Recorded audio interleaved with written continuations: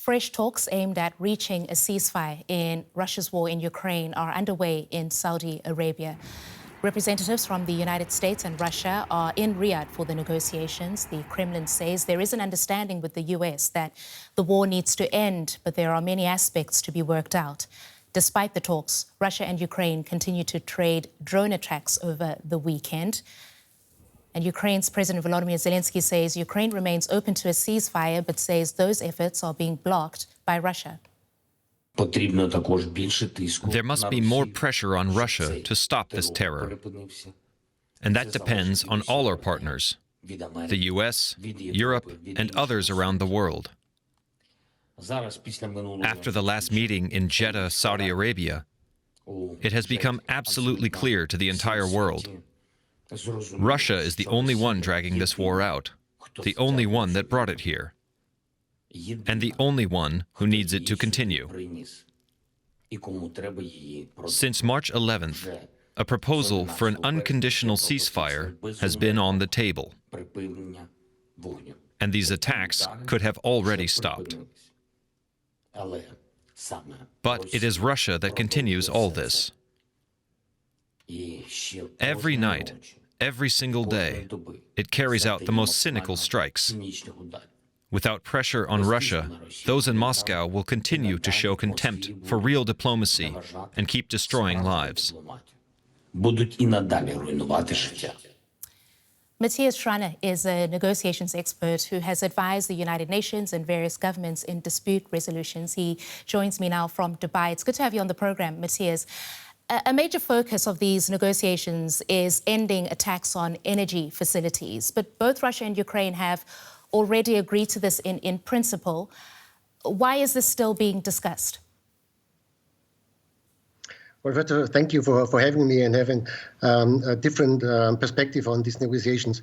Well, actions speak louder than words, and what we hear from all parties is everyone showed a lot of willingness to reach an agreement and to end this war.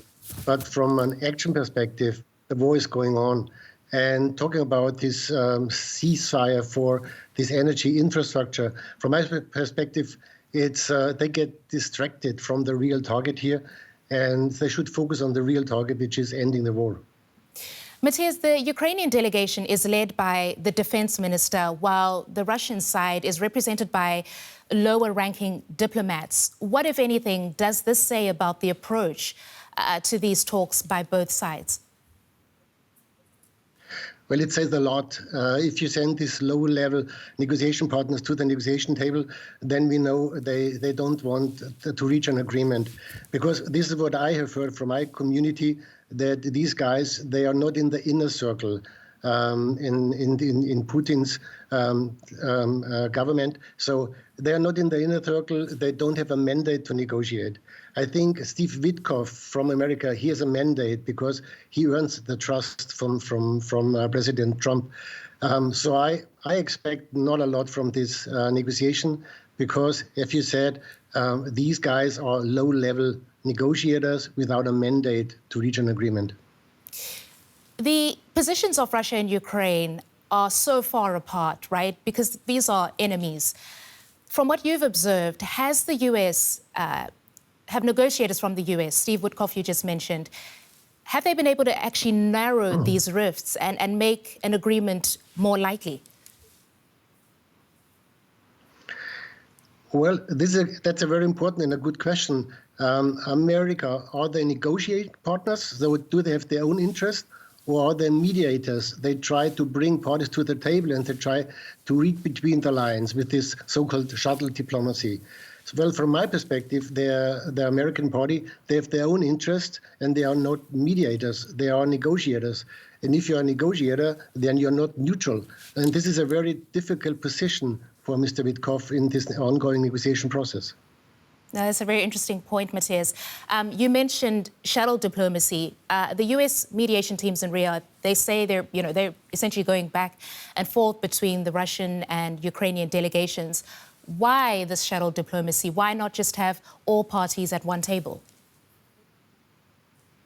Well, that's a good question, and I agree. It doesn't make sense at this time, because shuttle diplomacy, you use shuttle diplomacy before you start a formal negotiation, because you try to read between the lines, you try to find common ground, you try to find the so-called zone of possible agreement. So what could be possible?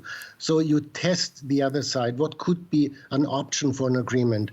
From a negotiation perspective, it's definitely too late for shuttle diplomacy, because we know everything. So all the cards are on the table. We know all the necessary information.